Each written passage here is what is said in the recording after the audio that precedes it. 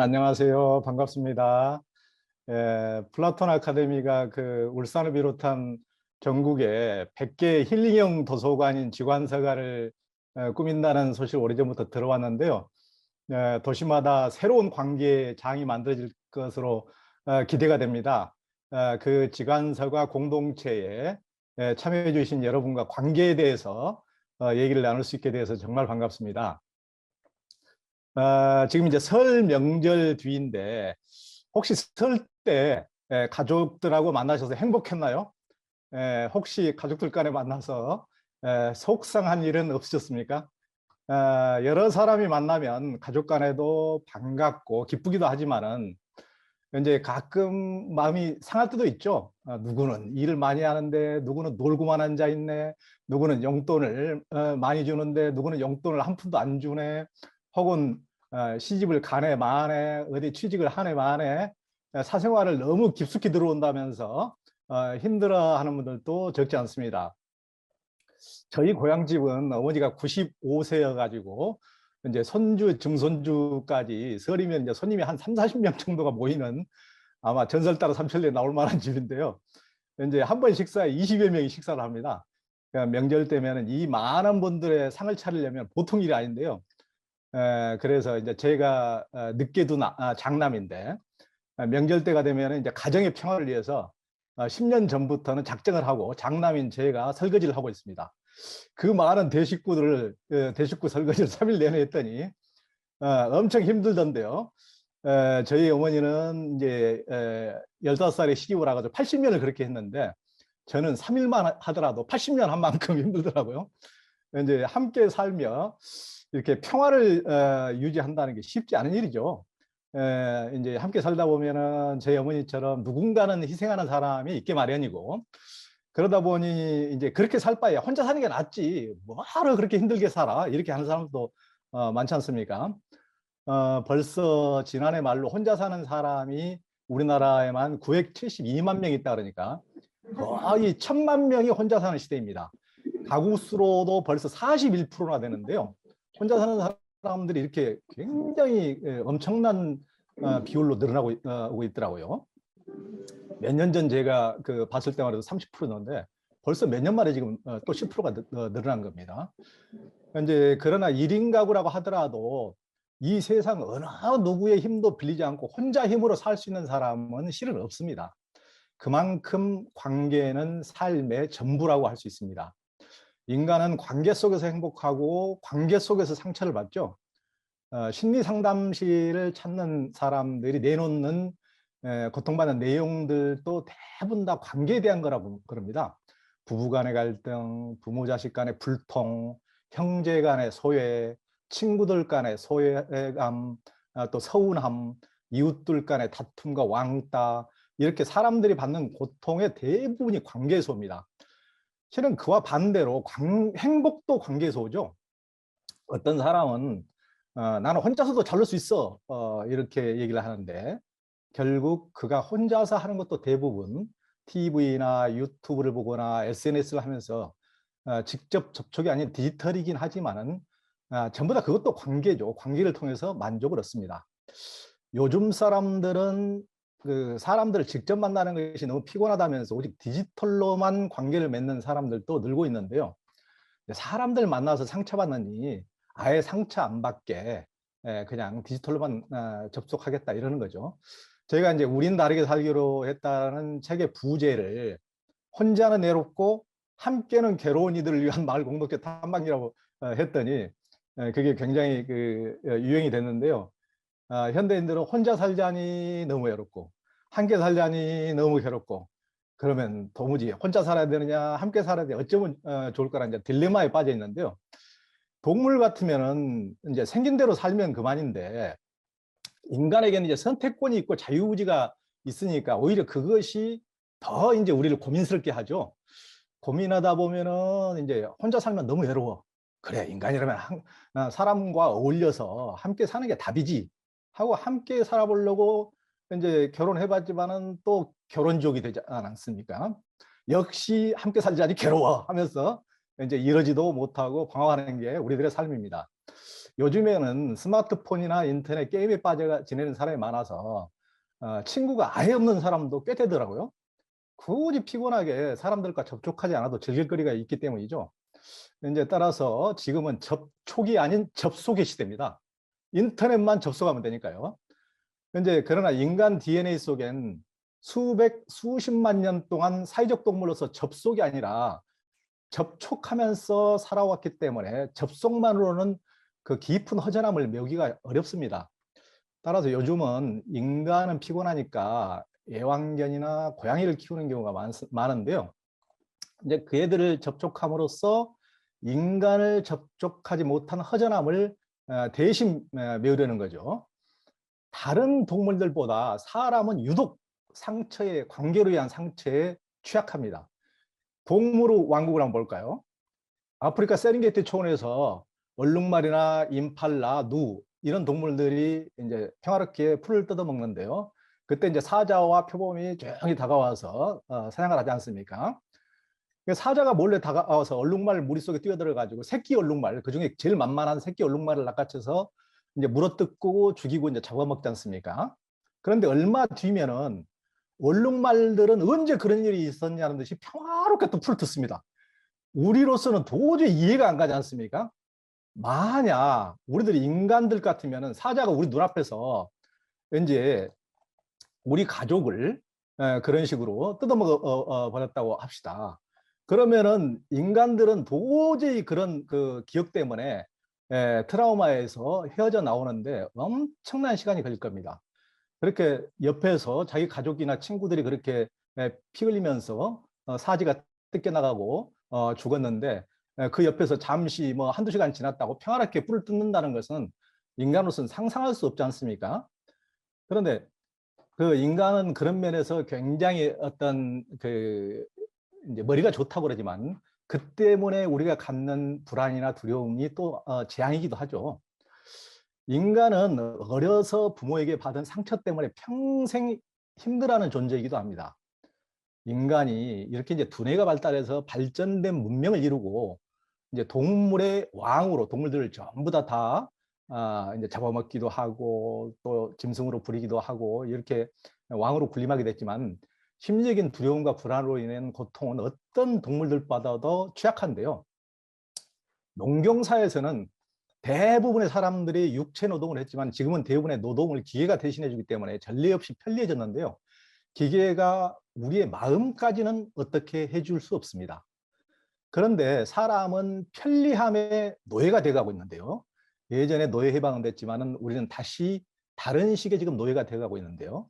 편리한 집에서 살고 편리한 가구와 편리한 전자기기들을 사기 위해서 돈을 벌어야 하기 때문에 하기 싫어도 인간들 꼴도 보기 싫어도 그 보기 싫은 꼴을 봐가면서 일터에 나가서 일을 해야 하고 그렇게 힘들게 일해서 편리한 것들을 사고 또 그럼 또 돈이 필요하니까 그 때문에 일터로 나가고 일하느라 가정이 소홀해져서 가정 불화가 일어나고 일터에 나가 경쟁하면서 또 상처를 받습니다.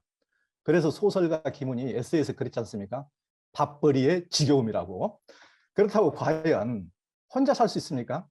저도 예전엔 혼자만 살고 싶어가지고 인간들이 너무 지겨워서 산에 가는 것을 굉장히 좋아했는데요. 그때는 이제 히말라야도 아주 자주 갔습니다. 아마 그곳이 살만했으면은 지금도 저는 히말라야 설산에서 안 내려왔을 것 같아요. 그런데 그게 아니었습니다. 이제 서울에서 집에서 직장에서 너무 복잡되고 스트레스 받고 상처받다가 인간 군상들이 정말 꼴도 보기 싫어서 어렵게 휴가를 해서 한 달간 저 혼자 히말라야를 걷다 보면은 서울에서 인간들이 지겹다는 생각은 어디론가 금세 가버리고 어느새 나도 모르게 외로움이 밀려옵니다. 아, 인간이란 참, 그러면 참 지겨워요. 이랬다 저랬다. 히말라야에서 이제 가다 보면은 샹글리라처럼 굉장히 경치 좋은 곳에서 눈부신 설산을 보고 너무 깜짝 놀라죠. 야, 그냥 그때까지 올라갔던 힘든 것이 싹 쉽게 내려가는 듯한. 그런데 실은 그 기쁨도 잠깐뿐입니다. 오래가지 않습니다. 왜 그럴까 생각해 보니까 그 엄청난 장면을 볼 때, 야, 멋있다, 그자? 그러면은 정말 그러네. 아, 대단해. 옆에서 좀 박자를 맞춰주고 공감을 해주는 사람이 있어야 되는데 아무도 없이 혼자 보고 있자니까 이게 아무 맛이 안 나는 거예요. 야, 이게 뭐지? 이게 이렇게 내가 힘들어가지고 한 달 동안을 걸어가지고 이걸 봤는데 왜 그렇게 막 이렇게 흥분 상태 기쁨이 오래 가야 되는데 이거 한순간뿐이고 이게 잠시뿐인 거야? 굉장히 그래서 딱 느꼈죠. 야, 여기서 누군가 있어야 돼. 따뜻한 커피 한 잔 나누면서 야, 정말 죽인다, 죽여. 와, 정말 우리 오기 잘했지. 그러면서 이렇게 서로 궁짝을 좀 맞춰줘야 이게 신이 나고 이게 뭔가가 재미가 진데 그런 게 아무도 없이 혼자 보고 있자니까 정말 샹그릴라가 아니더라고요. 그래서 그 멋진 장면조차도 함께 즐길 사람이 없으면은 이게 아무것도 아니구나라는 생각이 들었습니다. 제가 몇 달 전에 이제 이스라엘을 다녀왔어요. 근데 이스라엘 민족은 예수가 출현하기 전부터 이집트와 바빌론의 노예로 끌려가서 굉장히 고생을 했지 않습니까? 이제 그들은 이국 땅에서 노예로 고생하면서 고향에 돌아갈 날을 그리며 늘 눈물을 흘렸는데요. 그들의 고향인 가나안을 그들이 이제 표현했지 않습니까? 우리 대부분 다 들어봤을 때 적과 꿀이 흐르는 땅이라고. 근데 제가 이스라엘을 계속 돌아다녀 보니까 저 뭐 예전에도 몇 번 가봤는데 뭐 갈릴리 호수변이나 이런 데 몇 군데 빼고는 너무나 황량한 사막이 대부분인 거예요.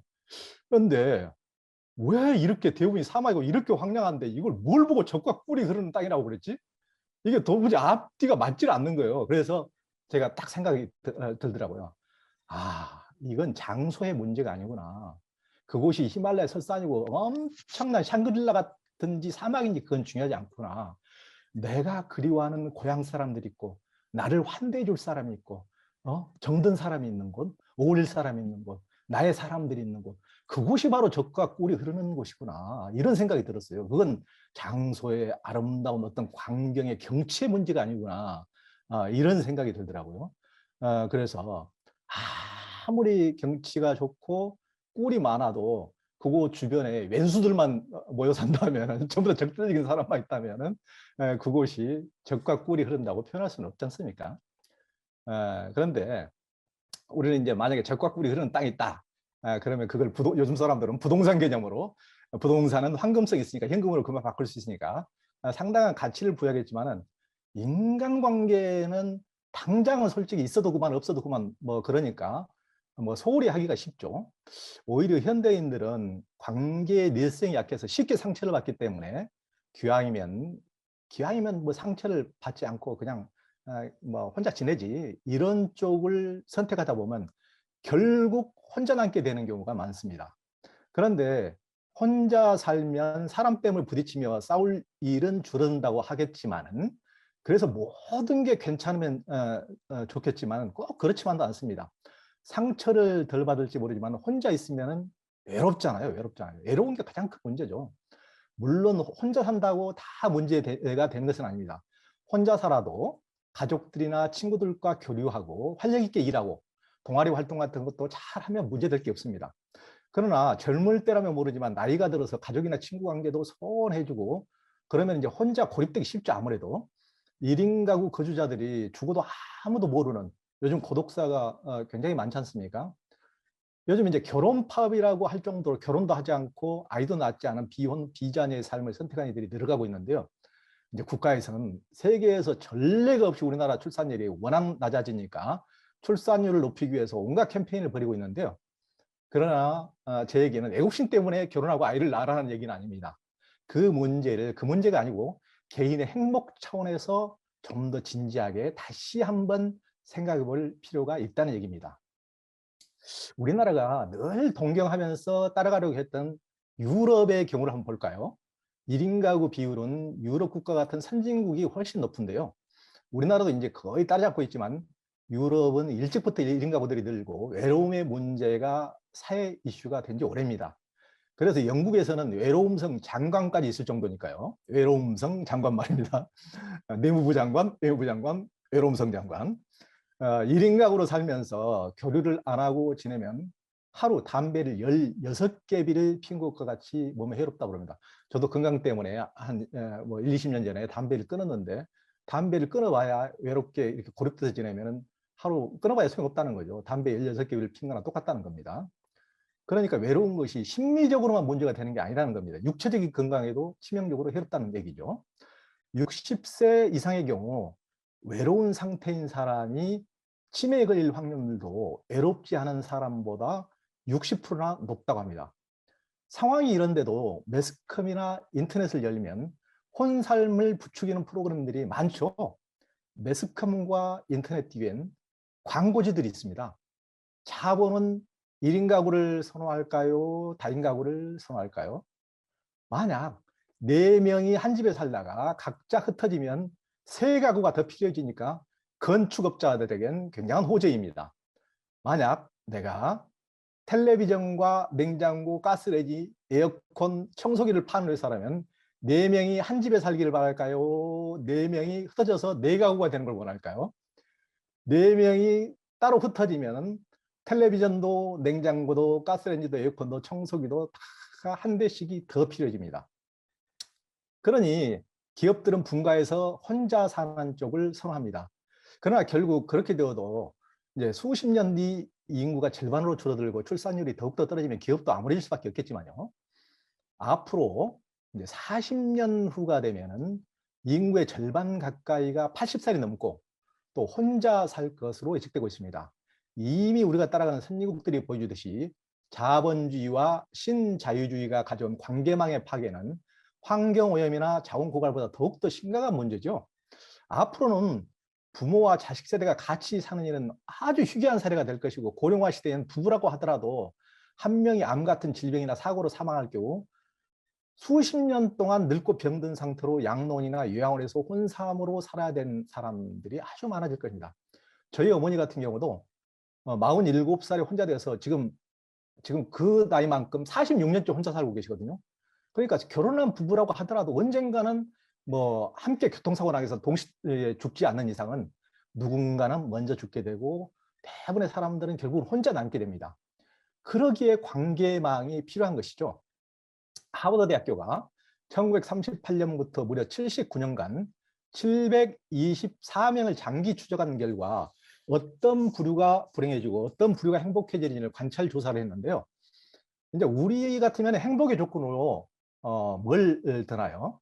요즘 같으면은 돈을 가장 많이 들겠죠. 돈만 있으면 뭐 행복했지, 뭐든지 살 수 있으니까.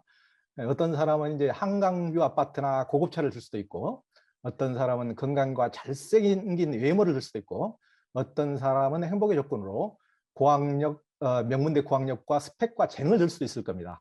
그런데 하버드 조사에서는 가장 불행한 사람들은 홀로 고립된 사람들이고, 행복한 사람들은 인간관계, 즉 관계망이 끊어지지 않는 사람들이라고 했습니다. 돈이나 건강, 다른 것도 다 중요하지만은 그보다 인간의 행복에서 더 중요한 게 관계망이라는 거죠. 삶에서 고통을 털어놓을 수 있는 단 한 명의 친구라도 있는 것이 또 중요하다고 했습니다. 우리나라 자살률이 지금 전 세계에서 계속 가장 높은데요. 그중에서 그 나이대 가운데서도 30대 자살률이 제일 높거든요, 지금. 그런데 30대 청년들이 누구 한 사람 내 고민과 고통을 터놓을 수 있는 사람들이 없다는 게 자살의 큰 이유입니다. 관계망이 사라지는데 가장 큰 원인이 있죠. 만약 자기가 죽고 싶을 만큼 지금 괴롭다, 이런 자기 고민을 누군가에게 사실대로 다 털어놓고 공감을 받고 위로를 받을 수 있다면 대부분이 자살을 하지 않는다고 하죠. 우리나라에서 지금 이처럼 결혼 출산 파업이 일어나고 혼살림이 늘어나고 가족 공동체와 마을 공동체가 해체되어 가는 것은 급격한 사회 변화의 후유증이기도 합니다. 세상에 공짜가 없죠. 유럽이 2, 300년 동안 이룬 도시화를 우리는 무려 4, 50년 만에 해내지 않았습니까? 놀라운 근면성과 노력으로 그런 정도로 놀라운 성과를 이루긴 했지만은, 그로 인해서 경쟁에서 탈락한 이들은 우울하고 침울하고, 경쟁과 빨리빨리가 가져온 걸로 너무 우리 다 피로하지 않습니까? 그 과정에서 또 각자가 받은 상처는 또 얼마나 큽니까? 남을 배려하고 남과 협력하고 상처를 이겨낼 에너지가 남지 않아서 사람들이 아예 없는 곳으로 숨어드는 은둔 청소년들도 굉장히 늘어나고 있습니다. 하지만 이것이 본래 한국인의 모습은 아닙니다. 한국인은 유독 공동체성이 강한 민족으로 알려져 있죠. 인구 비율로 지금 외국에서 살아가는 제국인이 가장 많은 나라 중에 한국이 하나인데요. 이제 1,000만 명가량이 회에서 사는데요. 제가 이제 종교 전문 기자인데 외국에 나가 보면 한국 교회, 또 성당, 한국 성당, 한국 사찰에 가 보면 그곳은 이제 종교기관이라기보다는 제 느낌으로 사랑방이에요, 사랑방. 한국 사람들끼리 모여서 정을 나누는 것이죠, 정을. 그곳에 가면은 정말 그리운 사람들과 뽀따하게 이제 정을 나누는 사랑방입니다. 한국인들에게는 그런 정이라는 측면에서 굉장히 남다른 게 있는 것 같아요. 남다른 정서죠. 이제 제가 잘 아시는 분이 독일 함부르크에 사시는데 그곳에서 이제 독일인과 결혼해서 40년 넘게 살고 있거든요. 이제 독일인들 그분이 보기에 독일인들은 가족들 간에도 별로 정이 없다는 거예요.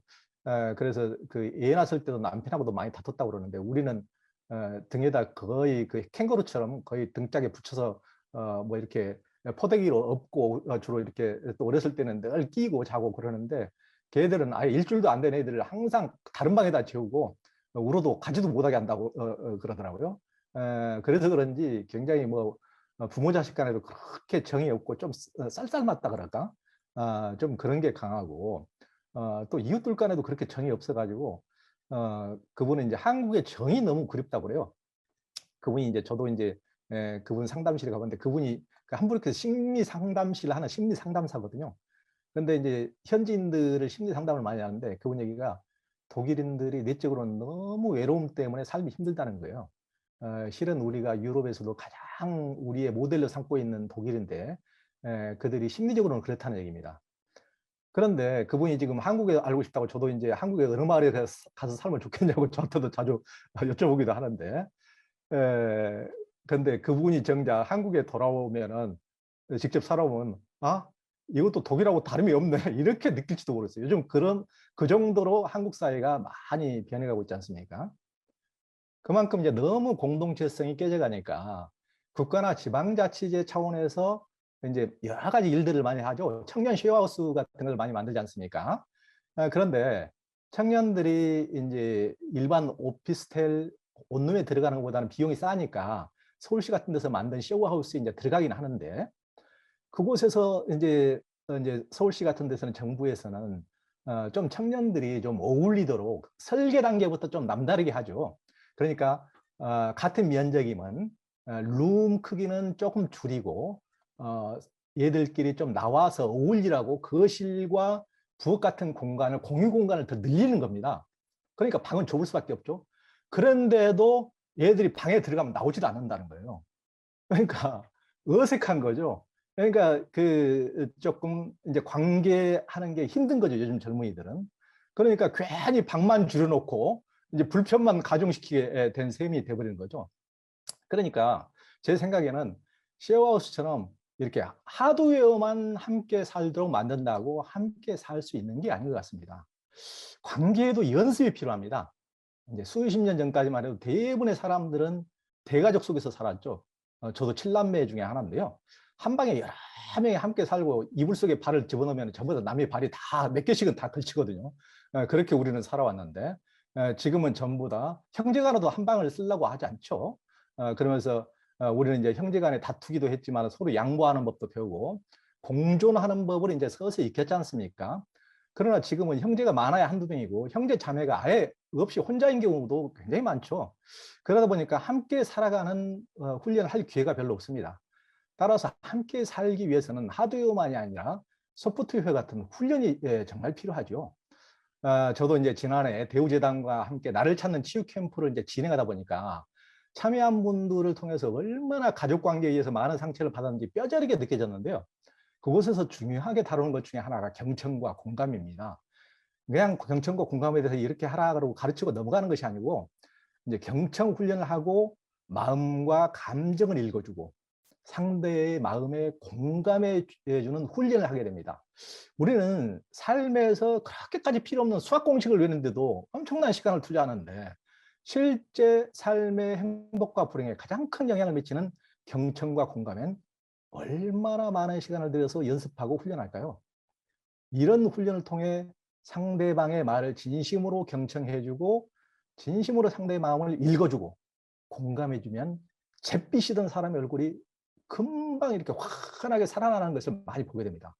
따라서 관계를 회복하기 위해서는 쉐어하우스를 짓고 마을 공동체 센터나 커뮤니티 센터를 짓는 것도 중요하지만 함께 살아갈 수 있는 훈련이 절실하다고 생각합니다. 그래서 장소만 마련한다고 그렇게 되는 것이 아니라는 얘기입니다. 관계에 의해서 상처받는 영혼을 가장 잘 치유할 수 있는 것도 실은 관계입니다.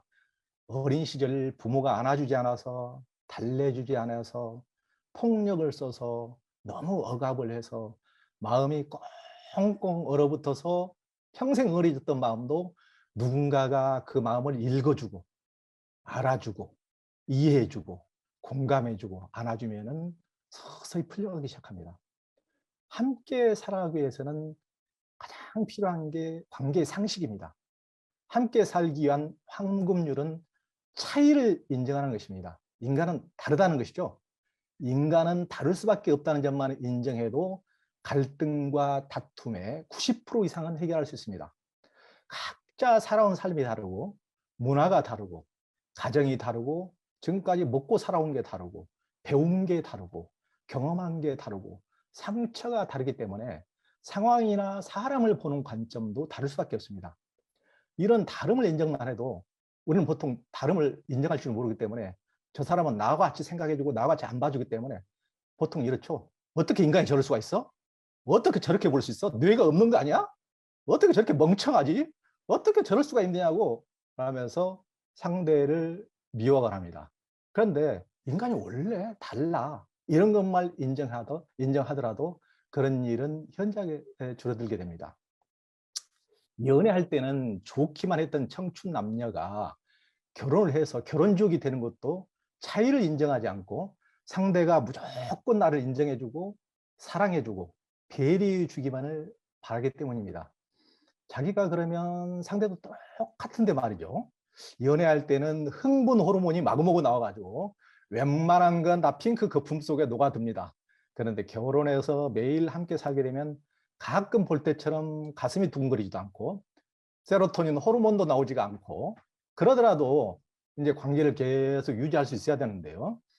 그러려면 서로의 차이를 인정하고 배려해야 되는데 그런 상식조차도 없는 경우가 대부분이어서 상대가 이렇게 싹 돌변할 줄 몰랐어. 결혼하기 전에 완전히 잘해준다고 그렇게 막 아부 발음으로 그렇게 하더니 이러기야? 이렇게 꽉 막힌 사람인 줄 몰랐어. 이런 사람인 줄 몰랐어. 라며 갈등을 일으키고 다투게 되는 것이죠.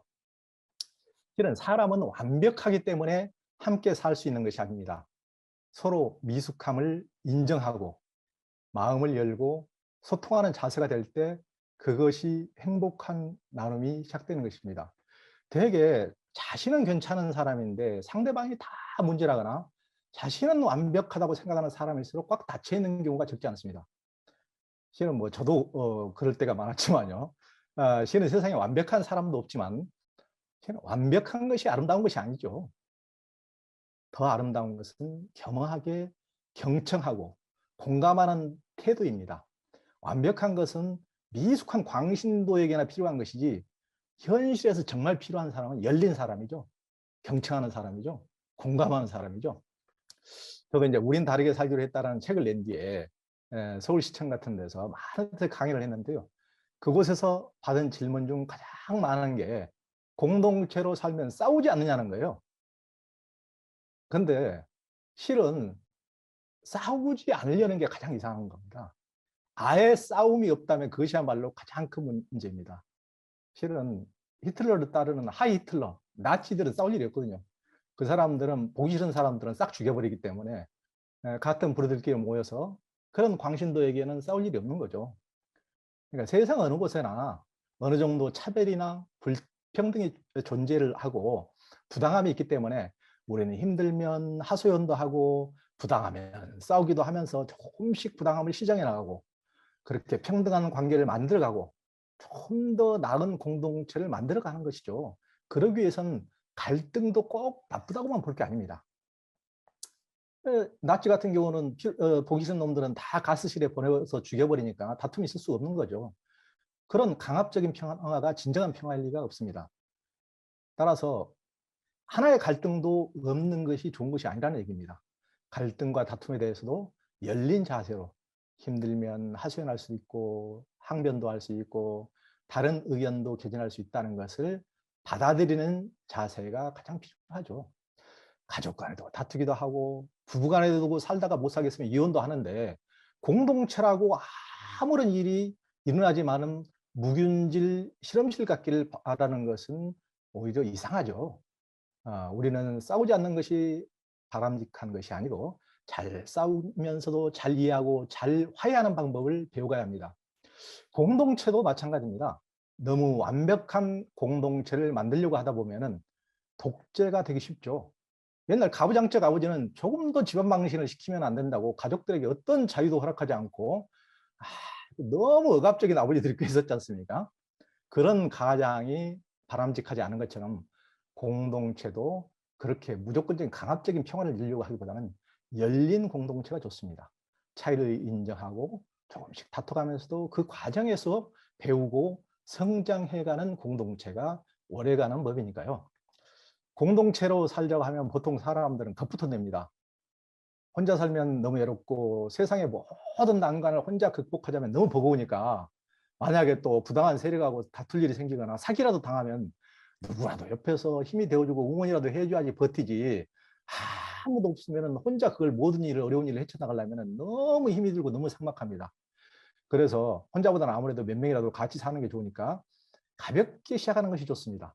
요즘은 뜻맞는 형제간들끼리나 친구들끼리 3명 혹은 4명씩 모여서 공유주택식으로 사는 경우도 굉장히 많이 봤습니다. 스웨덴 같은 경우는 그런 공유주택에 국민의 5분의 1이 산다고 그러는데요. 요즘 사람들은 어차피 사생활을 100% 오픈하는 것을 꺼리끼지 않습니까? 프라이버시가 굉장히 중요한 시대에 이미 접어들었고요. 그러니까 공동체로 살더라도 사생활도 어느 정도 보장하고 외로움을 달래는 수준에서 적절한 조화를 이루는 것을 추구하는 사람들이 많아갑니다. 그래서 만약 5명이서 우리 너무 혼자 살면 외로운데 늙으면 더 외로울 거야. 더 힘들어갈 거야. 그래서 우리 서로 외로움도 달래고 서로 함께 살아볼까? 하면서 친구들끼리 5명이서 뜻맞는 사람들끼리 뭐 선후배 이런 사람들끼리 5명이서 만약에 100평 땅을 사서 6층짜리 집을 짓는다고 해봅시다. 그러면 이제 1층은 공동 부엌 겸 커뮤니티 공간으로 쓰고 2층부터 6층까지 각자 한 층씩 이제 산다고 해봅시다. 그러면 각자 사는 것은 자기 집에서 따로 살되 우리 식사만 같이 할까? 그러면 이제 식사도 일주일이면 37일 20일 21끼인데 21끼를 모두 같이 할 수도 있겠지만은 그렇게 하면 너무 무리니까 저녁 식사 7끼만 같이 할까? 이런 경우도 있고 그러면은 너무 매일 저녁 식사를 이렇게 같이 하는 것도 너무 그렇잖아. 그러니까 어떤 경우에는 일주일에 우리 식사를 저녁 식사 2끼만 하고 한 번은 저녁에 맥주나 포도주 파티 하고 한 번은 인문학 공부 모임 같이 할까? 지관사가 공부 모임 같이 할까? 이렇게 이제 프라이버시를 유지하는 개인적인 삶을 7로 하고 공동체 생활을 3으로 하고 이 비율을 8대2로 하든 5대5로 하든 함께 사는 사람들이 자기들 깜냥껏 정하면 됩니다. 따라서 공동체라고 해서 너무 거창하고 어렵게만 생각할 일이 아닙니다. 아주 가볍게 시작해 볼 수 있는 공동체 삶이 얼마든지 있습니다. 지금부터 이제 공동체로 살아가는 사례들을 한번 들어볼 텐데요. 제가 PPT를 띄워서 한번 보도록 하겠습니다. 여기 이제 첫 번째 소개할 곳은 서울 도봉구에 있는 도봉동의 오늘 공동체인데요. 예전에 이제 은혜 공동체라고 근데 이름을 오늘 공동체로 바꿨더라고요. 매일매일이 오늘처럼 이제 살자 이렇게 그렇게 이름을 바꾼 것 같습니다. 여기 이제 오늘 공동체 이분들은 실은 우리 한국인들은 굉장히 애들 키우는데 열정적이어 가지고 대부분 다 애들 키우다가 함께 만난 분들이 이제 공동체로 연결되는 분들이 많더라고요. 이분들도 이제 애들 이렇게 혼자서 서울에서 얘를 이제 혼자 돌보기가 굉장히 힘드니까 경희대 앞에서 이제 큰 그 사무 공간을 얻어가지고 그곳에서 아침 먹고 나와가지고 애들 데리고 전부 다 엄마들이 열댓 명이 그곳에 와가지고 이제 함께 모여서 이제 애들 풀어놓고 그러면은 혼자만 어린 애들을 이제 돌보려면은 얘들은 한시도 엄마를 안 떨어지려고 그러면 엄마만 졸졸졸 따라다니면은 엄마가 아무것도 못하고 너무 힘들고 피곤하고 낮잠 한숨도 자기가 어렵고 자기 밥도 편하게 먹을 수가 없고 뭐 커피 타임을 즐기기도 어렵고 그러니까 너무 뭐 에너지가 탕진되고 힘드니까 이제 얘들은 실은 얘들끼리 풀어놓으면 정말 잘 놀지 않습니까? 뭐 2살짜리 얘들은 얘들을 제일 좋아하니까요. 그러니까 이제 경희대 앞에서 그런 식으로 이제 얘들 이렇게 같이 이제 한 공간에서 키우고 그렇게 이제 지내고 너무 이제 행복하게 보냈다 그래요. 그러다가 이제 얘들이 이제 초등학교 진학할 무렵 되니까 이제 각기 이제 서로 헤어질 위기에 놓였는데 그분들이 이제 처음에는 우리들이 이렇게 다른 사람들과 어울리는 것도 익숙치가 않아서 어색했는데 이제 너무 정이 들고 애들도 너무나 이제 형제간들도 없이 혼자 애로운데 형, 동생, 친구들이 이렇게 많이 생기고 형제간들처럼 이렇게 친해졌는데 이렇게 헤어지게 하면은 너무 죄가 되는 것 같다. 애들한테도 너무 벌 주는 것 같다. 그래서 우리들 한번 같이 집 지어봐서 한번 살아보면 어때? 이런 식으로 해가지고 용기를 내서 그분들이 처음에는 이제 그렇게 돈도 많지 않았는데 이제 뭐 종잣돈을 모아서 뭐 3억인가 밖에 안 됐는데 이제 종잣돈을 이렇게 3억을 드리고 또 뭐 새마을금고 같은 데서 융자도 받고 요즘은 이제 이렇게 여러 명이 함께 산다면은 그 혜택을 많이 주더라고요. 서울시 같은 데서도 무이자로 이렇게 돈도 대출도 해주고 그렇게 해서 이거 이제 총 건축비로 45억 원 정도나 되는 이렇게 아주 멋진 건축 대상도 받을 정도로 이렇게 멋진 건물을 지었는데요.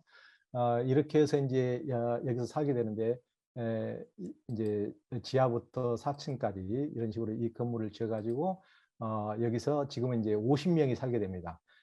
지금 이제 저도 이제 책에도 소개하고 그러니까 사람들이 여기 뭐 SBS도 소개되고 몇 군데 소개가 되니까 뭐 너무나 사람들이 이렇게 살고 싶어하는 분들이 많아가지고 지금은 그 옆에다가 2호도 짓고 있다고 그래요.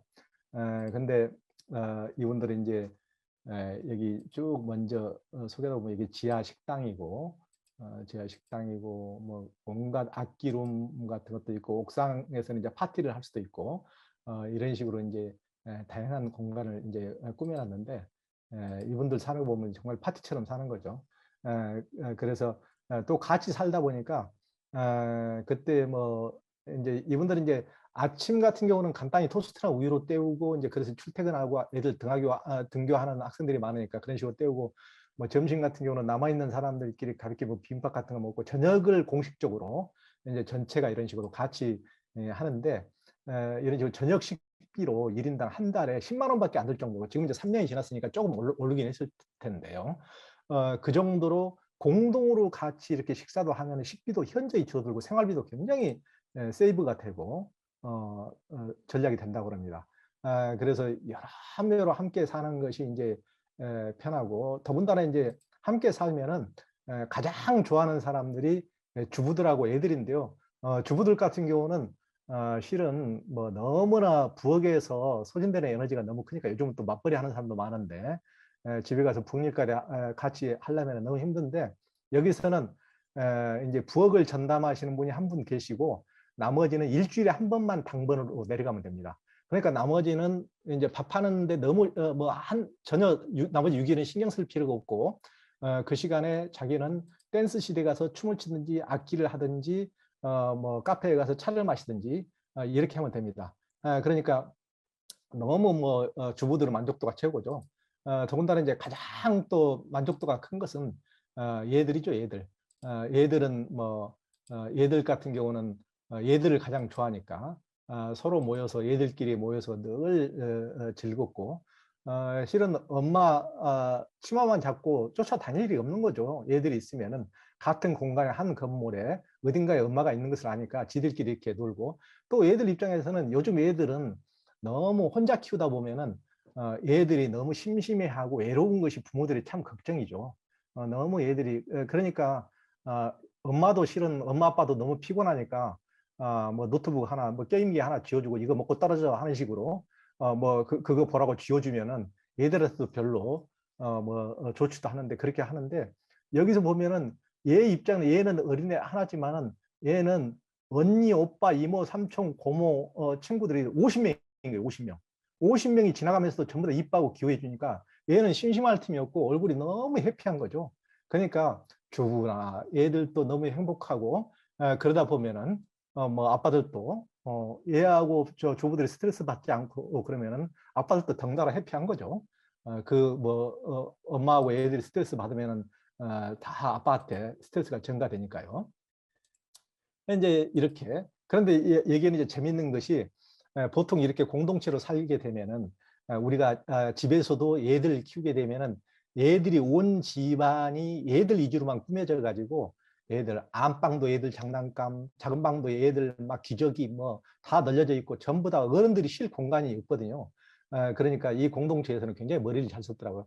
2층은 어린이만 중요한 것이 아니고 어른이도 중요하다.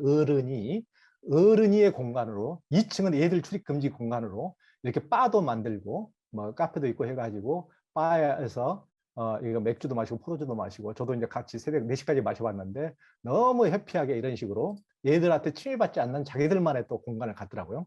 이런 식으로 하고 이제 또 명절 때면 늘 뭐 3박 4일 이런 식으로 그때는 이제 알프스를 갔던데 이런 식으로 추석이나 설에는 꼭 같이 이제 해외여행을 가던데 뭐 대부분 직장인들이 대부분인데도 불구하고 그때도 알프스에 자기들 공동체 거기 같이 사는 50만과 주변에 같이 사는 사람들 뭐 80명이 같이 멤버인데 79명이 갔다 그러더라고요. 한 명도 다 신청을 했는데 그날 아침에 회사에 급박한 일이 있어서 아침에 비행기를 못 탔을 뿐이고 전원이 공동체원이 갔다는 거예요. 그래서 아니 어떻게 그런 일이 있을 수가 있지? 다른 직장 같은 데서 만약에 다른 어디에서 돈 내고 이렇게 어디 가자 그러면은 참여율이 10%나 될까, 20%나 될까, 30%나 될까?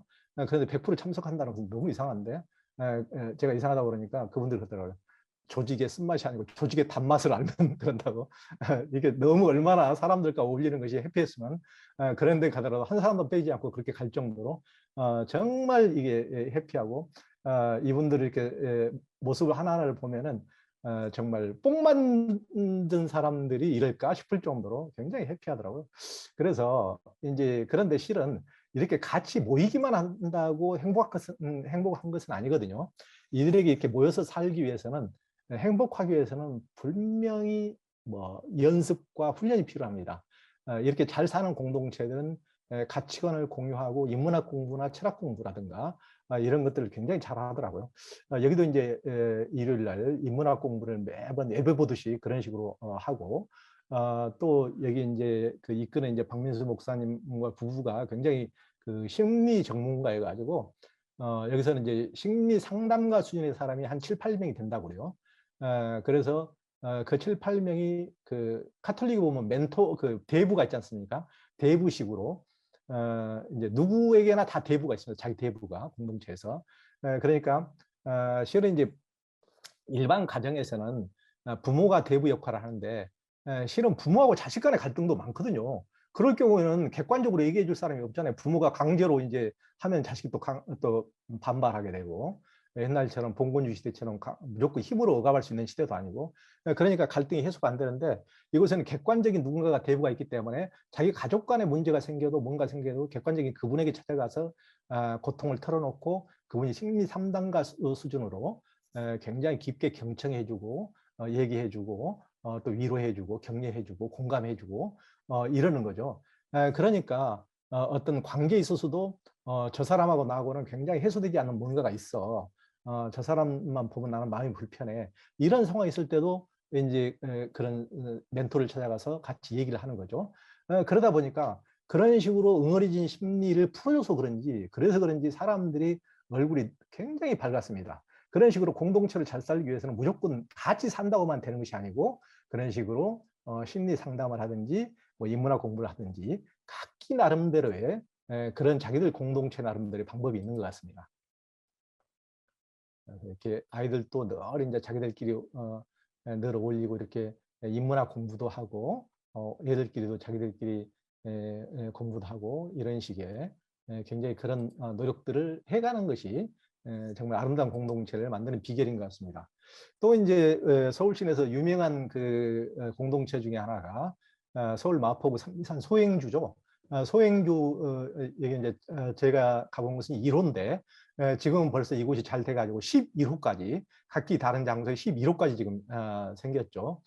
그런데 이곳도 처음에는 신촌 주변에서 1990년대에 그 대학원에 다니는 석사나 박사를 하던 여성들이 요즘 같으면은 보통 뭐 어쩔지 모르겠지만은 그때까지만 해도 여성들이 막 석박사까지 하면서도 가정 일에까지 너무 얽매여 있는 경우도 많았기 때문에 그때만 해도 요즘처럼 우리나라 보육시설이 잘 갖춰져 있지도 않고요.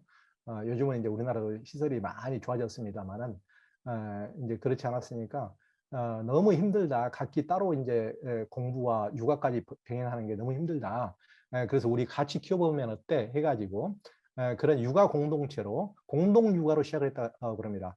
그러다가 아까 오늘 공동체처럼 이 사람들도 우리 이렇게 애들도 같이 키웠는데 우리 함께 이제 그냥 같이 집 지어서 살아보면 어때? 그래가지고 이제 성미산에다가 집을 이제 7층짜리 집을 지었는데요. 1층은 주차장이고 2층은 이제 커뮤니티 이제 공간이고 이제 3층부터 6층까지는 각 층에 두 가구씩 이런 식으로 이제 지어놨기 때문에 이제 각기 사는 것은 빌라나 아파트나 똑같아요. 각기 사는 것은 따로 사는데 2층 이렇게 이제 커뮤니티 공간에서 같이 모여서 식사도 하고 모여서 이제 놀고 그러는 것이죠. 그러면서 늘 이제 명절도 같이 세고 이렇게 세배도 같이 하고 그러니까 이 특이한 게 보통 사람들은 대부분의 우리는 요즘은 이제 그 관계가 많이 깨지니까 가장 두드러진 관계가 깨진 사람들의 두드러진 특징은 그러다 보니까 예전보다 그 인터넷이나 TV 의존율이 거기에 매달리는 시간이 너무 많아지는 거죠. 그러니까 관계 대신 전부 다 거기에 시간을 이제 허비하는 거죠. 사람들하고 노는 대신. 그런데 여기는 사람들하고 노는 것이 재밌으니까 세상에 재밌는 것이 우리 예전에 그 이제 저 어렸을 때만 해도 동네에서 텔레비전이 한두 대밖에 없어가지고 무슨 레슬링이나 축구 경기 하면은 그 집에 다 모여서 보고 했는데 정말 그런 재밌는 풍경이 이 21세기 서울 한복판에서 있는 거예요. 이 9가구 중에서 텔레비 있는 집이 이 집밖에 없는 거예요. 그래가지고 이 주말 연속 갈 때는 이 집에 모여가지고 같이 보더라고요. 한 집에 모여가지고 굉장히 재밌죠. 그러니까 이렇게 얘들하고 어울리는 게 재밌고 같이 하니까 애들이 별로 그렇게 그 인터넷이나 TV에 매달리지 않는 거예요. 사람들하고 어울리는 게 좋고 그러다 보니까 재밌는 것 중에 하나가 뭐 이제 보통은 얘들 키우다 보면 얘들이 만약에 고3이다. 그러면 부모도 함께 고3이지 않습니까? 부모도 너무 스트레스 받아가지고 눈치만 보다가 정말 숨이 막힐 정도로 얘만 힘든 게 아니고 부모도 같이 힘들고 정말 죽을 지경인데 여기 성미산의 주요 특징 중 하나는 얘가 고3이든 뭐든 상관없이 얘 고3 애 놔두고 부모가 2박 3일, 3박 4일 여행 간다고 그래요. 그러면 얘들도 너무 부모가 자기를 의식해서 너무 숨기고 있는 것에 서로 숨 막히니까 부모가 그냥 가버리면은 옆집 사람이 그냥 챙겨준다는 대신 똑같이 부모처럼.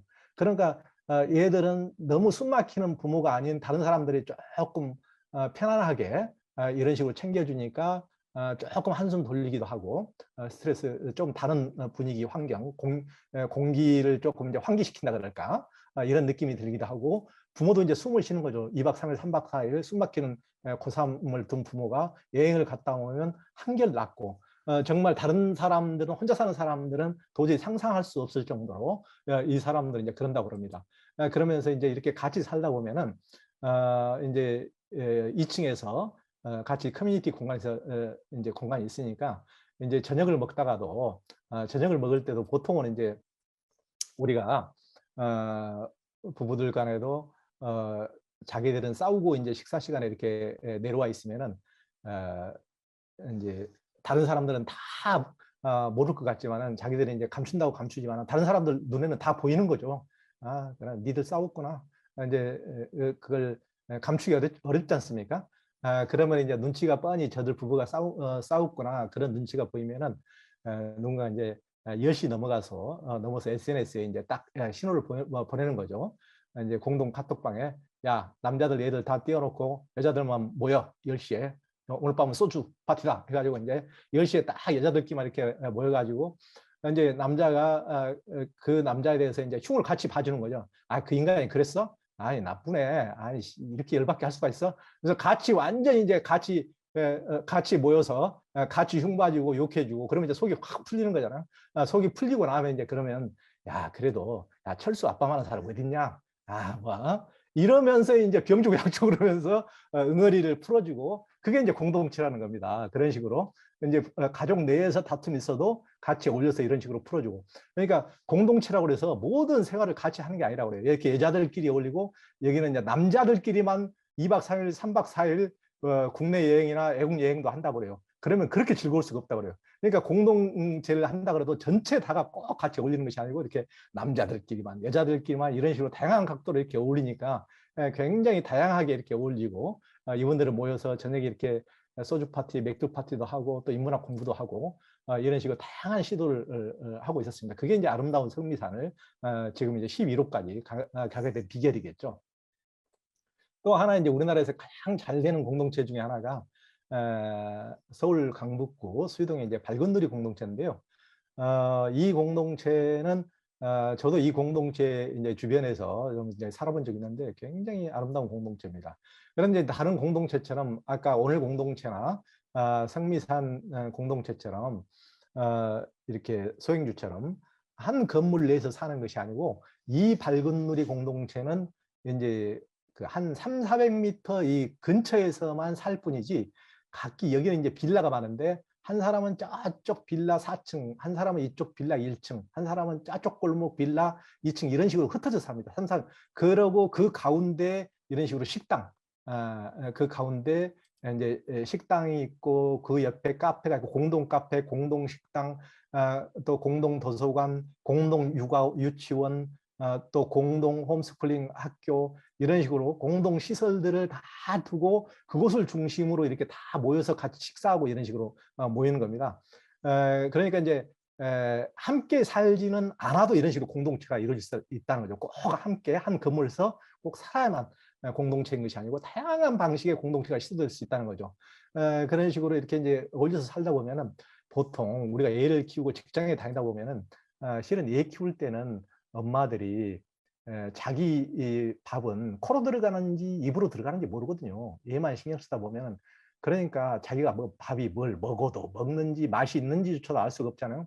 근데 이렇게 여러 명이 하다 보면 일찍 식사한 사람이 이렇게 대신 봐주거든요. 그럼 얘들도 하도 익숙하니까 얘가 자기 엄마인지 남의 엄마인지 구분도 안 되고 그냥 편안하게 같이 노는 거예요. 그리고 이제 얘들도 자기 집 식구만 있으면 엄마 밥도 못 먹게 막 따라다니면서 엄마 심심해, 엄마 놀아줘 이렇게 하는데 얘들도 지들끼리 이렇게 모여서 밥상 옆에서 지들끼리 만화책 보고 이렇게 어울려서 노는 겁니다. 그러니까 엄마가 보통 혼자만 애를 키울 때 에너지보다도 현저히 그 힘이 덜 드는 거죠. 그러니까 우리는 얘 하나 키우고 얘 둘 키우는데도 너무 힘이 들고 버겁다고 보통 사람들이 대부분 그런데 이런 식으로 같이 이렇게 키우게 되면은 훨씬 더 버거움이 덜하다는 겁니다. 그러니까 이렇게 어울려서 같이 얘들끼리 늘 놀고 또 퇴근하고 나와서는 늘 이렇게 이분들은 뭐 일어 공부도 하고 또 인문학 공부 모임도 하고 이런 식으로 하더라고요. 그런 식으로 하고 여기는 또 이제 이 수유리에서 자신감을 얻으니까 야, 우리 좀 용기를 냈으니까 우리 농촌에서 살아보고 싶은 사람들은 한번 농촌으로 가서 한번 살아볼까 해가지고 일부는 강원도 홍천으로 가서 이렇게 공동체를 이렇게 꾸몄어요. 그래서 이제 여기도 벌써 한 100여 명이나 되는 공동체, 제일 정말 멋진 공동체가 됐는데, 근데 이게 이제 가능한 게 시골로 가면 이제 먹고 사는 집이 해결이 안 돼가지고 공동체가 이루어지기 어려운데 공동체라는 것도 실은 누군가는 돈을 벌어야 되고 누군가는 밥을 해야 되고 같이 모여서 이렇게 해야 되거든요. 그런데 이렇게 이제 수유동에서 공동체 식구들이 많다 보니까 그 중에서 또 교사들도 꽤 되더라고요. 교사들도 한 열댓 명 되더라고요. 그러니까 교사들은 또 강원도로 발령을 내면은 그분들은 분명히 강원도에서도 또 이제 밥벌이가 가능하니까 그분들을 중심으로 이제 공동체가 가능해지는 거예요. 주변 학교에 또 근무도 하고 또 세무사는 홍천읍내까지 가서 세무서를 하나 차리고 그 직업도 없는 사람들은 이 면 소재지 중학교 앞에 떡볶이 집도 차리고 공방도 차리고 하면서 이제 밥벌이도 해결하고 거기서 이제 공동체도 해결하고 이런 식으로 이제 또 그 직업도 없는 사람은 5명이 모여가지고 흙손이라는 흙집을 짓는 또 시골 회사를 또 만들기도 하고 그런 식으로 이제 공동체 사회를 가능하게 이런 식으로 사람이 여럿이 같이 의기투합되면은 그런 식으로 이렇게 저렇게 공동체가 만들어지더라고요. 그러면서 정말 아름다운 이제 공동체가 이제 수유동에서 강원도 홍천까지 이제 또 하나 만들어지게 됐던 거죠. 그래서 이제 밝은누리 공동체는 지금 국내에도 여러 군데가 있고 벌써 40여 년이 된 아주 이제 우리나라에서 가장 전통 깊은 이제 공동체가 됐는데요. 이렇게 이제 공동체로 살게 되면은 사람들이 보통 야 공동체로 살게 되면은 얘들이 좀 사회생활에 좀 약해지는 거 아니야? 그런 두려움을 갖는 사람도 많이 있더라고요. 그런데 그 홍천의 공동체 생동중학교 냈는데 이제 공동체 사례를 하다 보면 저도 이제 미국 브루도프 기독교 공동체인데 미국 브루도프 공동체 같은 경우도 한 달 가까이 이제 살고 이렇게 지내보면은 공동체로 살면은 우리는 보통 이제 따로 살면은 너무나 이제 다른 사람들이 사는 걸 이제 어떻게 사는지 다른 애들은 어떻게 키우는지 자기 집 담 밖으로 벽 밖으로 볼 수 없게 되니까 늘 이제 불안감을 애들한테 투사하게 되는데 야 저쪽 벽에서는 누구 집 철수는 지금 잠을 3시간밖에 안 자고 4시간밖에 안 자고 공부하고 있어. 네가 지금 이러고 있을 때야? 네가 헌눈 팔 때야? 네가 지금 TV 볼 때야? 그러면 뭐 자기가 설거지 하겠다고 청소하겠다고 그렇게 하는데도 불구하고 엄마 아빠가 별로 원하지가 않죠. 네가 지금 그럴 때야? 눈 부릅뜨고 지금 옆집 외에는 지금 어떻게 되는지도 모르고 지금 열심히 지금 공부하고 있는데 네가 그럴 때야. 그러면서 노동을 별로 안 시키고 부모는 이제 자기 욕망만을 투사해가지고 그러면 애들이 정말 방청소도 할 줄 모르는 반푼이가 가면서 이렇게 성장하고 말게 되는데 공동체는 대부분 어렸을 때부터 꼭 노동을 같이 시키더라고요. 그러니까 뭐 30살 때부터 늘 이렇게 설거지부터 늘 같이 시킵니다.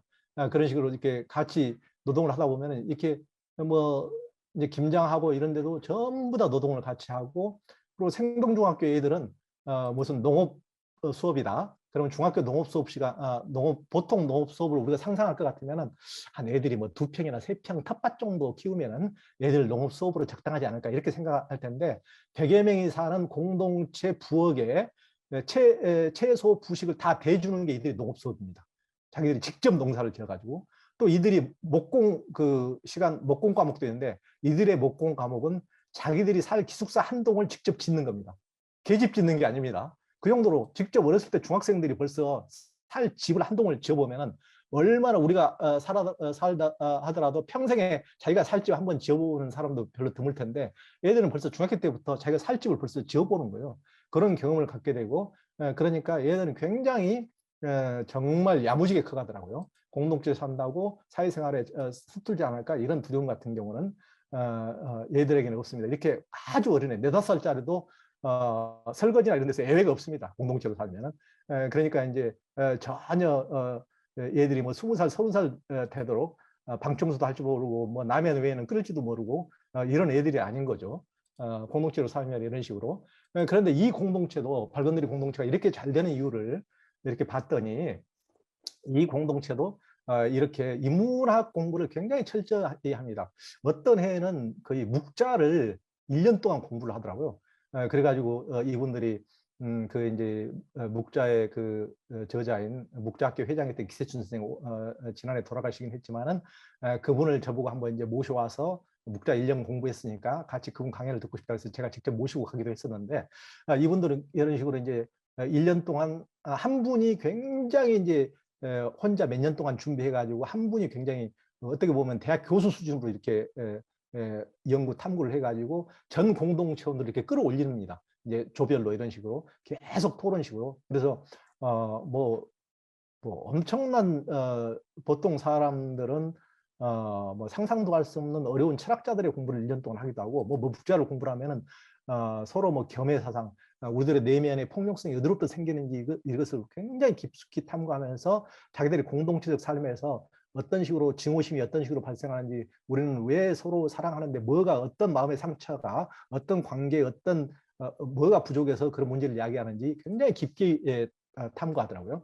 그러니까 이런 공부를 통해서 뭔가 가치관과 철학을 공유하지 않으면 함께 살면서 뭐 먹고 마시기만 잘한다고 이렇게 공동체로 잘 살아지는 건 아닌 것 같습니다.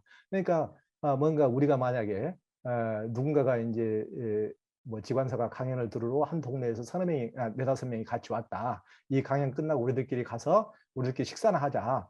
이런 식으로 강연 끝나고 가면서 동네로 가면서 어느 식당에 들어가가지고 메뉴를 정할 때도 누가 목소리 큰 사람이 아니면 뭔가 뭐 돈 많은 사람이 자기 마음대로 메뉴를 정하면 다른 사람들은 그 메뉴가 마음에 들지 않아서 공짜로 밥을 얻어먹으면서도 솔직히 별로 마음에 들지 않는 경우도 있지 않습니까?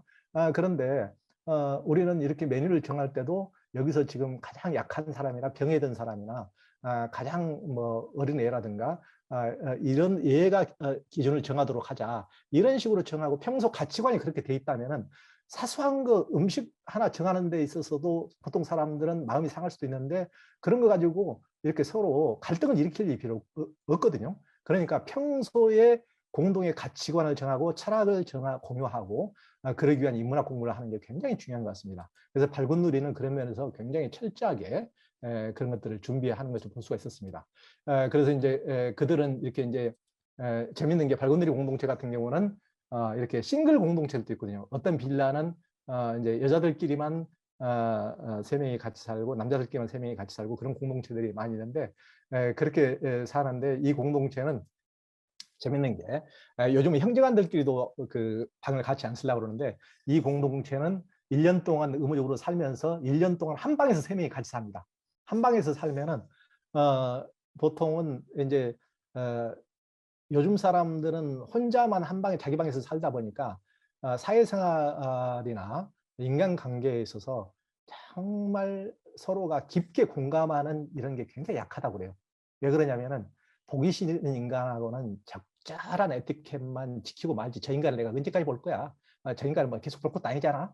적당히 그냥 눈앞에서만 대충 하고 뒷담화 깔면 되는 거지. 이런 식으로 이제 적당하게 이런 식으로 관계에 깊숙이 서로 공감해주고 들어가지 않고 이런 식으로 적당한 선을 지키면서 이렇게 살아가는 경우가 많다는 겁니다. 그런데 한 방에서 1년을 살다 보면 적당하게가 안 되거든요.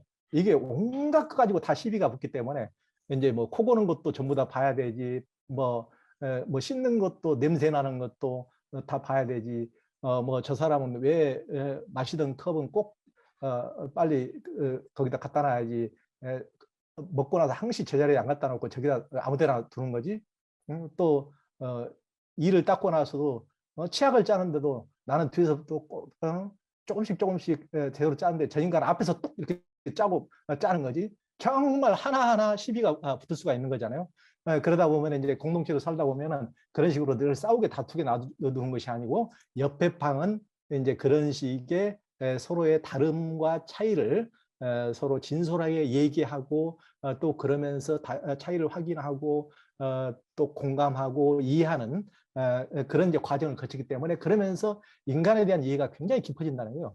그래서 이 친구도 뭐 지현 씨라고 노르웨이 대사관에 다니는 친구인데 이 친구도 거기서 이제 여성 공동체에서 살다가 남성 공동체에서 사는 친구하고 이렇게 결혼을 했는데 자기도 예전에는 결혼이라는 것은 상상도 못하고 그냥 얼떨결에 이 공동체에 들어가지고 다른 공동체, 발견들의 다른 남자 공동체, 남자 청년 공동체에 사는 친구하고 결혼까지 와서 여기까지 나올 줄은 자기는 꿈에도 상상을 못했는데 예전에는 뭐 그냥 제멋에 살고 1년에 한두 번씩 유럽 여행하고 브랜드 백구도 하나 사고 이런 멋에 살았는데 그러면서도 깊은 내면의 충족감은 없었는데 여기 와서 뭐 인문학 공부하고 이런 식으로 이제 살면서 너무 기쁨을 얻었다 그러면서 다른 친구들은 결혼하니까 그날부터 지옥이 시작했다고 그러는데 이 친구는 결혼이 너무 쉽더라고요. 1년 동안 한 친구, 그 다른 친구들하고 전혀 모르는 친구들하고 한 방에서 1년을 살아보니까 인간에 대한 이해가 깊어지더라는 거예요.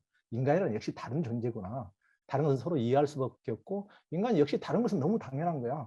그걸 이해하고 나서 보니까 서로 사는데 다른 친구들은 살면서 어저께까지는 연애하는 기간까지는 행복했는데 오늘부터 완전히 지옥 시작 지옥 이랬는데 자기는 결혼이 너무 쉬웠다는 거예요.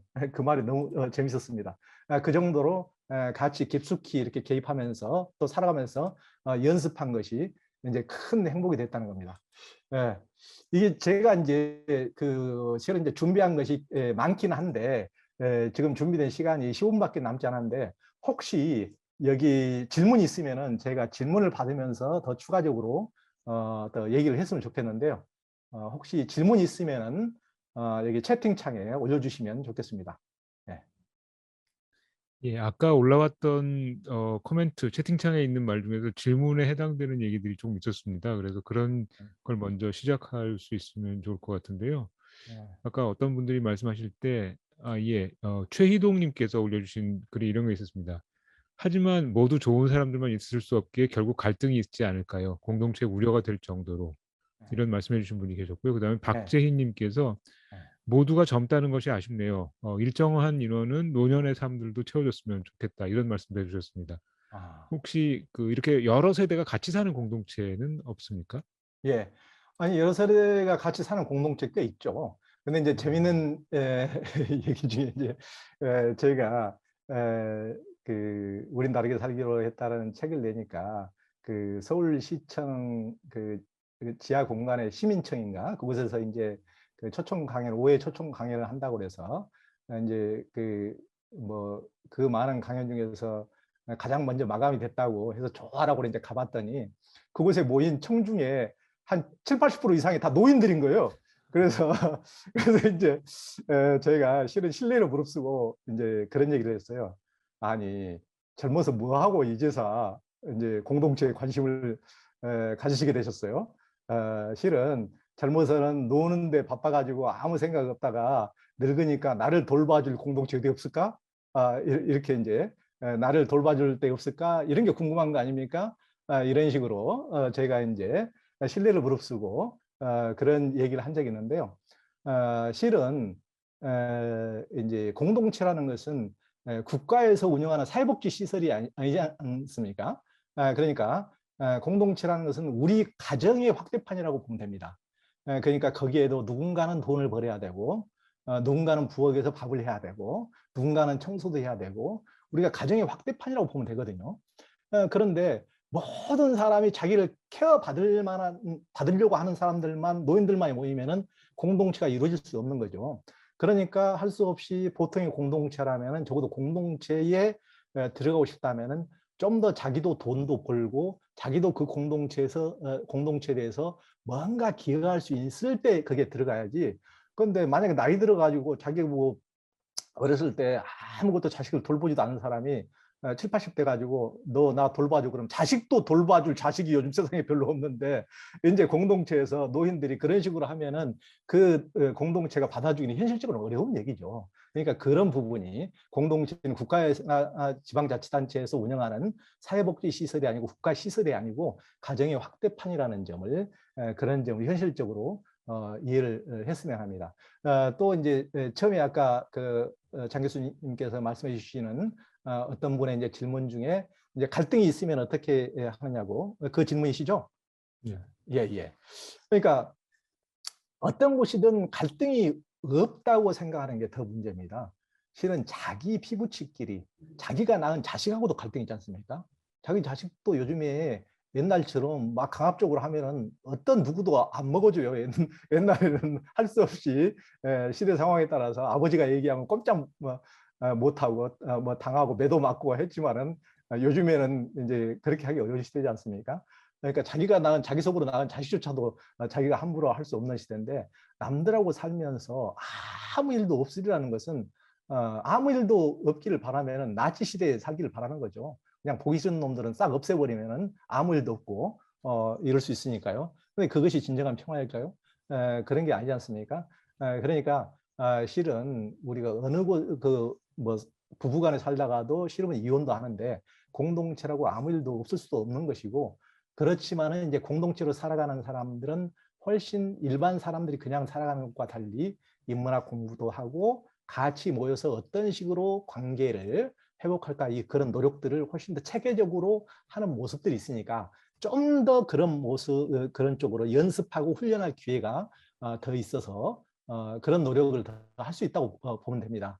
그렇지만은 모든 공동체가 다 끝까지 잘 된다고 볼 수는 없거든요. 사람도 언젠가는 늙고 죽듯이 공동체도 오래되다 보면 많은 공동체가 해체가 되고 저는 이제 그런 것이 이 세상에 어떤 것도 영원한 것은 없고 해체된다고 해서 그것이 문제될 것은 없다고 생각합니다.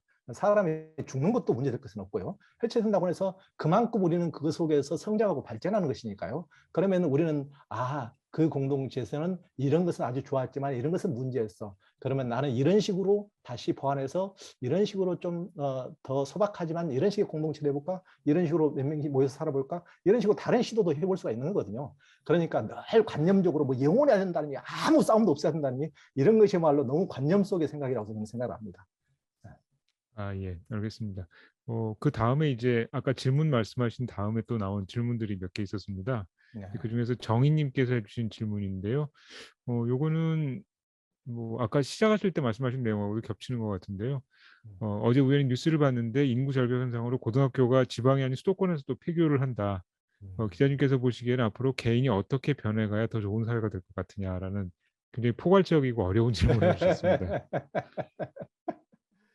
참 어려운 얘기죠. 그러니까 이제 우리가 아까 우리는 예전에 그 노예에서 그 해방이 됐지만은 우리는 제가 편리함의 노예로 돼가고 있다고 이런 말씀을 드렸는데 계속 편리함을 찾다 보니까 사람도 귀찮은 거거든요. 편리함을 좋다 보니까 사람 관계 맺기도 귀찮고 그러다 보면은 이게 이제 그게 귀찮아서 관계 맺기를 다 끊다 보면은 그런 쪽으로 뭐 문제가 다 해결되면 괜찮지만은 또 혼자 있다 보면 너무 외롭고 또 다른 문제, 한쪽 문제에 이걸 한쪽이 사람들과 관계 맺기가 두려워서 왼쪽에서 오른쪽으로 가면 또 오른쪽에서 외로움이 또 두려움이 외로움이 두려워서 또 함께 가다 보면 함께 사는 것이 또 괴롭고 이쪽으로 가지도 못하고 저쪽으로 가지도 못하는 게 사람의 딜레마인데 그러니까 굉장히 인문학의 공부가 필요하고 철학이 필요하고 가치관이 필요한 것 같습니다. 그러니까 어느 정도 포기할 건 포기하고 받아들일 건 받아들이고 우리가 꼭 편리함을 추구할 것이 아니고 편리하지 않더라도 인간관계라는 것은 제가 보기에는 그냥 선택이 아니고 필수입니다. 그리고 어느 정도 수고로움을 감당해야 되고 사람들에게 들어줄 수 있는 귀도 필요하고 그것도 피곤하다고 생각하지 말고 사람들에게 공감해 줄 수 있는 마음도 필요하고 사람들에게 배려할 수 있는 마음도 필요하고 이런 것들도 다 필요하다고 생각하지 말고 우리가 사람이 살아가는데 필수인 것이고 우리가 반드시 함양해야 될 덕목이다.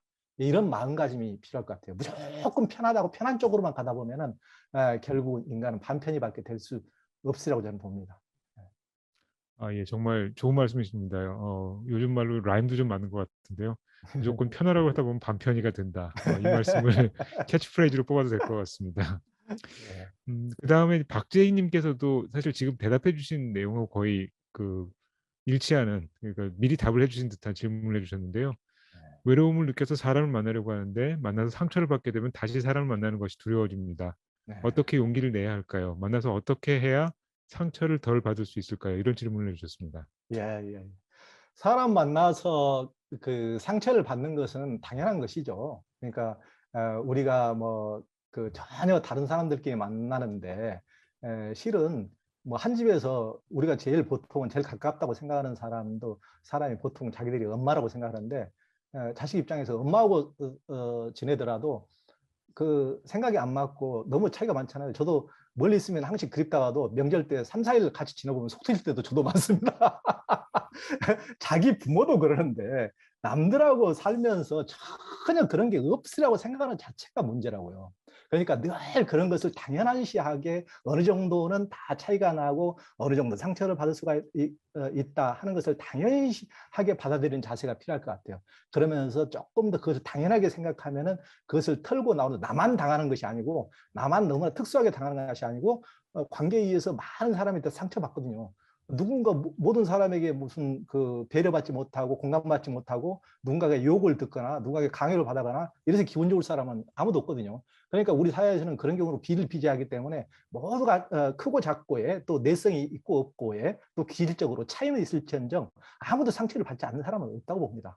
그러니까 누구나 상처를 받는 것이 나만 그런 것이 아니고 그것을 어떻게 보면 당연하게 생각하고 조금 더 가볍게 털고 이런 식으로 뭐 나만 상처받나 내가 또 상처 준 일은 없나 저도 남에게 상처 준 일이 많거든요.